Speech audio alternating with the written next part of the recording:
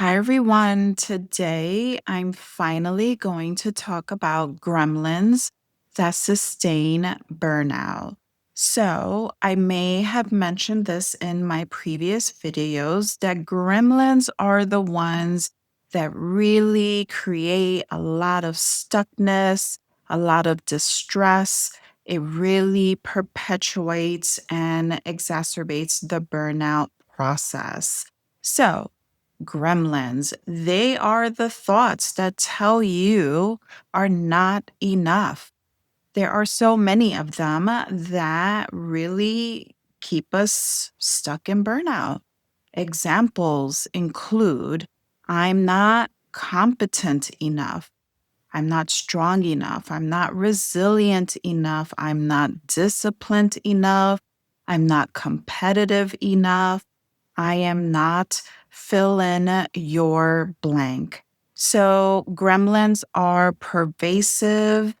They come from many sources. So, this is not because you created these gremlins. You certainly don't want any of these specific thoughts. We just learn them along the way. Where did we learn them? Perhaps we learned them from our upbringing, or we learned them from society, from movies, TV shows, commercials, what people have said to you because you are fill in the blank, because you're a man, because you're a woman, because you're a particular race and ethnicity, and so forth.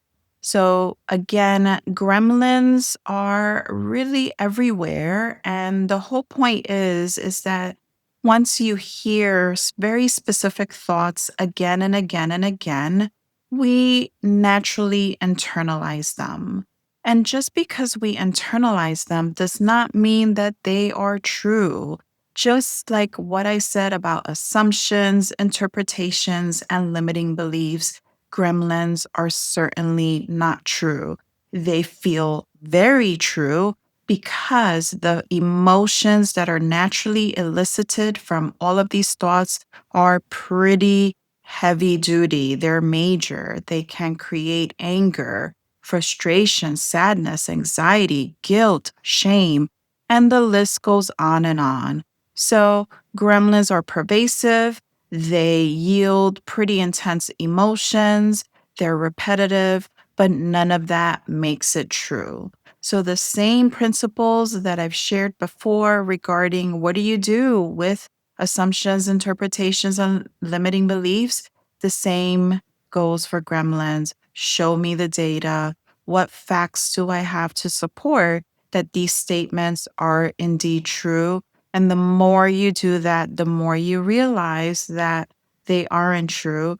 Therefore, they will have less of a hold on you.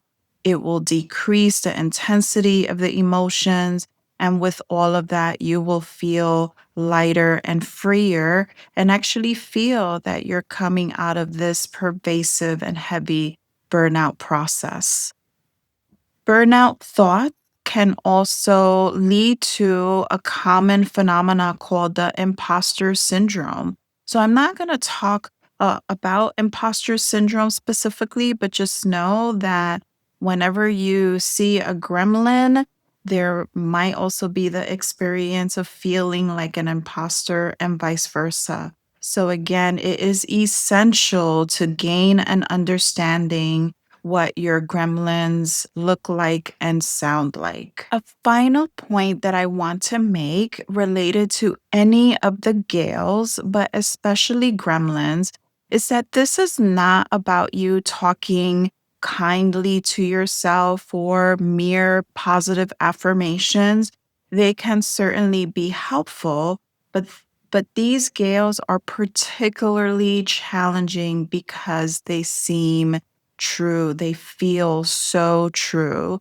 So, by you continually addressing, challenging the thoughts, and searching for any data that supports these thoughts, and by the way, as long as you have data, you can work with information, you can work with thoughts. But can you ever really work on things that were never true to begin with? So, Really, this is about you doing this logical work, which can be very kind and compassionate for you.